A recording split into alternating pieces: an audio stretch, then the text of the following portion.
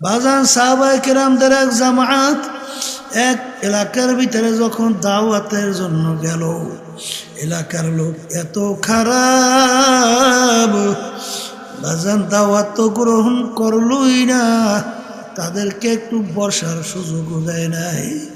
এখন তারা রাত্রি হয়ে গেছে, কোথায় রাত্রি যাপন করবে? বাজান রাত্রি যাপন করার জায়গাও দেয় না। সাহাবায়ে কেরামদের জামাতের আমির বললেন, আজকে রাত্রে আমরা জঙ্গলের ভিতরে রাত্রি যাপন করব। যখন সাহাবায়ে কেরামদের জামাত জঙ্গলের ভিতরে ঢোকে,